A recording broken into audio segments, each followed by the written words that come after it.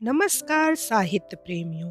आज हम लेकर आए हैं मुंशी प्रेमचंद जी की लिखी कहानी विदुषी वृजरानी। जब से मुंशी संजीवन लाल तीर्थ यात्रा को निकले और प्रताप चंद्र प्रयाग चला गया, उस समय से सुआमा के जीवन में बड़ा अंतर हो गया था। वह ठेके के कार्य को उन्नत करने लगी। मुंशी संजीवन लाल के समय में भी व्यापार में इतनी उन्नति नहीं हुई थी। सुआमा रात रात भर बैठी ईंट पत्थरों से माथा लड़ाया करती और गारे चूने की चिंता में व्याकुल रहती। पाई पाई का हिसाब समझती और कभी कभी स्वयं कूलियों के कार्य की देखभाल करती। इन कार्यों में उसकी ऐसी प्रवृत्ति हुई कि दान और व्रत से भी वह पहले का सा प्रेम ना रहा। प्रतिदिन आय वृद्धि होने पर भी सुआमा ने व्यय किसी प्रकार का न बढ़ाया। कौड़े कौड़े दांतों से पकड़ती, और यह सब इसलिए कि प्रताप चंद्र धनवान हो जाए और अपने जीवन पर्यंत सानद रहे। सुआमा को अपने होनहार पुत्र पर अभिमान था। उसके जीवन की गति देखकर उसे विश्वास हो गया था कि मन में जो अभिलाषा रखकर मैंने पुत्र मांगा था, वह अवश्य पूर्ण होगी। वह कॉलेज के प्रिंसिपल और प्रोफेसरों से प्रताप का समाचार गुप्त रीति से लिया करती थी और उनकी सूचनाओं का अध्ययन उसके लिए एक रोमांचक कहानी के तुल्य था। ऐसी दशा में प्रयाग से प्रताप चंद्र को लोभ हो जाने का तार पहुंचा। मानो उसके हृदय पर वज्र का गिरना था। सुआमा एक ठंडी सांसें ले मस्तक पर हाथ रखकर बैठ गई। तीसरे दिन प्रताप चंद्र की पुस्त कपड़े और सामग्रियां भी आ पहुंची। यह घाव पर नमक छिड़काव था। प्रेमवती के मरे का समाचार पाते ही प्राणनाथ पटना से और राधाचरण नैनीताल से चले। उसके जीते जी आते तो भेंट हो जाती, मरने पर आए तो उसके शव को भी देखने को सौभाग्य ना हुआ। मृतक संस्कार बड़ी धूमधाम से किया गया। 2 सप्ताह गांव में बड़ी धूमधाम रही। तत्पश्चात मुरादाबाद चले गए और प्राणनाथ ने पटना जाने की तैयारी प्रारंभ कर दी। उनकी इच्छा थी कि स्त्री को प्रयाग पहुंचाते हुए पटना जाएं, पर सेवती ने हठ किया कि जब यहाँ तक आए हैं तो विरजन के पास भी अवश्य चलना चाहिए, नहीं तो उसे बड़ा दुख होगा। समझेगी कि मुझे असहाय जानकर इन लोगों ने भी त्याग दिया। सेवती का इस उचाट भवन में आना मानो पुष्पों में सुगंध में आना था। सप्ताह भर के लिए सुदिन का सुभागमन हो गया। विरजन बहुत प्रसन्न हुई और खूब रोई। माधवी ने मुन्नू को अंक में लेकर बहुत प्यार किया। प्रेमवती के चले जाने पर विरजन उस गृह में अकेली रह गई थी। केवल माधवी उसके पास थी।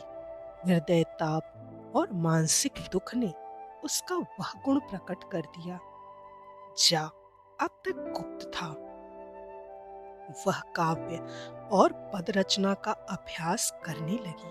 कविता सच्ची भावनाओं का चित्र है और सच्ची भावनाएं, चाहे वे दुख हो या सुख की, उसी समय संपन्न होती हैं जब हम दुख या सुख का अनुभव करते हैं। विरजन इन दिनों रात रात बैठी भाषा में अपने मनोभावों के मोतियों की माला गूंथा करती। उसका एक एक शब्द करुणा और वैराग्य से परिपूर्ण होता था।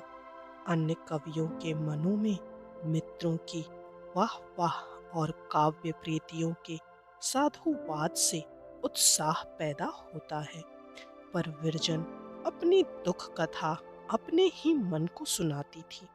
सेवती को आए 2-3 दिन बीते गए थे। एक दिन विरजन से कहा, मैं तुम्हें बहुधा किसी ध्यान में मग्न देखती हूँ और कुछ लिखते भी पाती हूँ। मुझे न बताओगी?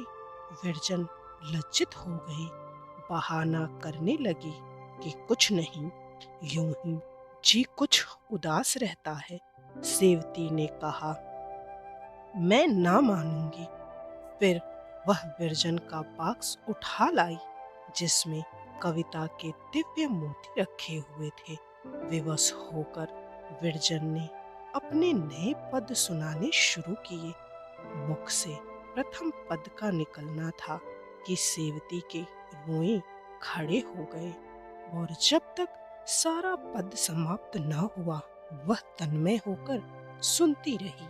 प्राणनाथ की संगति ने उसे काव्य का रसिक बना दिया था। बार बार उसके नेत्र भर आते। जब विरजन चुप हो गई तो एक समा बंधा हुआ था, मानो कोई मनोहर राग अभी थम गया है। सेवती ने विरजन को कंठ से लिपटा लिया, फिर उसे छोड़कर दौड़ी हुई प्राणनाथ के पास गई, जैसे कोई नया बच्चा नया खिलौना पाकर हर्ष से दौड़ता हुआ अपने साथियों को दिखाने जाता है। प्राणनाथ अपने अफसर को प्रार्थना पत्र लिख रहे थे कि मेरी माता अति पीड़िता हो गई है, अतएव सेवा में प्रस्तुत होने में विलंब हुआ। आशा करता हूँ कि 1 सप्ताह का आकस्मिक अवकाश प्रदान किया जाएगा। सेवती को देखकर चट अपना प्रार्थना पत्र छिपा लिया और मुस्कुराए। मनुष्य कैसा धूर्त है, वह अपने आप को भी धोखा देने से नहीं चूकता। सेवती, तनिक भीतर चलो, तुम्हें विरजन की कविता सुनवाऊं। पड़क उठोगे? प्राणनाथ, अच्छा, अब उन्हें कविता की चाट हुई है। उनकी भाभी तो गाया करती थी, तुम तो श्याम बड़े बेखबर हो। सेवती, तनिक चलकर सुनो तो पीछे हंसना, मुझे तो उसकी कविता पर आश्चर्य हो रहा है। प्राणनाथ, चलो एक पत्र लिखकर अभी आता हूँ। सेवती, अब यही मुझे अच्छा नहीं लगता, मैं आपके पत्र नोच डालूंगी। सेवती प्राणनाथ को घसीट ले आई। वे अभी तक यही जानते थे कि विरजन ने कोई सामान्य भजन बनाया होगा, उसी को सुनाने के लिए व्याकुल हो रही होगी। पर जब भीतर आकर बैठे और विरजन ने लजाते हुए अपनी भावपूर्ण कविता प्रेम की मतवाली पढ़नी आरंभ की तो महाशय के नेत्र खुल गए। पद क्या था? हृदय के दुख की एक धारा और प्रेम रहस्य की एक कथा थी। वह सुनते थे और मुग्ध होकर झूमते थे। शब्दों की एक एक योजना पर, भावों के एक एक उद्गार पर लहालोट हुए जाते थे। उन्होंने बहुतेरे कवियों के काव्य देखे थे, पर यह उच्च विचार, यह नूतनता, यह भावोत्कर्ष कहीं दिखना पड़ा था। वह समय चित्रित हो रहा था। अब अरुणोदय के पूर्व मलयानिल लहराता हुआ चलता है, कलियां विकसित होती हैं, फूल महकते हैं और आकाश पर हल्की लालिमा छा जाती है। एक एक शब्द में नवविकसित पुष्पों की शोभा और हिम किरणों की शीतलता विद्यमान थी। उस पर विरजन का सुरीलापन और ध्वनि की मधुरता सोने में सुगंध थी। ये छंद थे जिन पर विरजन ने हृदय को दीपक की भांति जलाया था। प्राणनाथ प्रहसन के उद्देश्य से आए थे, पर जब वे उठे तो वस्तुतः ऐसा प्रतीत होता था मानो छाती से हृदय निकल गया है। एक दिन उन्होंने विरजन से कहा, यदि तुम्हारी कविताएं छपे तो इनका बहुत आदर हो। विरजन ने सिर नीचा करके कहा, मुझे विश्वास नहीं कि कोई इनको पसंद करेगा। प्राणनाथ, ऐसा संभव ही नहीं। यदि हृदयों में कुछ भी रसिकता है तो तुम्हारे काव्य की अवश्य प्रतिष्ठा होगी। यदि ऐसे लोग विद्यमान हैं जो पुरुषों की सुगंध से आनंदित हो जाते हैं, जो पक्षियों के कलरव और चांदनी की मनोहारिणी छटा का आनंद उठा सकते हैं, तो वे तुम्हारी कविता को अवश्य हृदय में स्थान देंगे। विरजन के हृदय में वह गुदगुदी उत्पन्न हुई जो प्रत्येक कवि को अपने काव्य चिंतन की प्रशंसा मिलने पर कविता से मुद्रित होने के विचार से होती है। यद्यपि वह नहीं नहीं करती रही, पर वह नहीं हाँ के समान थी। प्रयाग से उन दिनों कमला नाम की अच्छी पत्रिका निकलती थी। प्राणनाथ ने प्रेम की मतवाली को वहां भेज दिया। संपादक एक काव्य रसिक महानुभाव थे। कविता पर हार्दिक धन्यवाद दिया और जब वह कविता प्रकाशित हुई तो साहित्य संसार में धूम मच गई। कदाचित ये किसी कवि को प्रथम ही बार ऐसी ख्याति मिली हो। लोग पढ़ते और विस्मय से एक दूसरे का मुंह ताकते थे। काव्य प्रेमियों में कई सप्ताह तक मत वाली बाला के चर्चे रहे। किसी को विश्वास ही न आता था कि यह एक नवजात कवि की रचना है। अब प्रति मास कमला के पृष्ठ विरजन की कविता से सुशोभित होने लगे और भारत महिला को लोकमत ने कवियों के सम्मानित पद पर पहुंचा दिया। भारत महिला का नाम बच्चे बच्चे के जिह्वा पर चढ़ गया।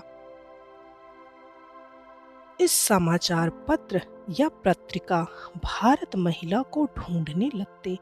हाँ, उसकी दिव्य शक्तियां अब किसी को विस्मय में ना डालती। उसने स्वयं कविता का आदर्श उच्च कर दिया था। 3 वर्ष तक किसी को कुछ भी पता न लगा कि भारत महिला कौन है। निदान प्राणनाथ से न रहा गया। उन्हें विरजन पर भक्ति हो गई थी। वे कई मास से उसका जीवन चरित्र लिखने की धुन में थे।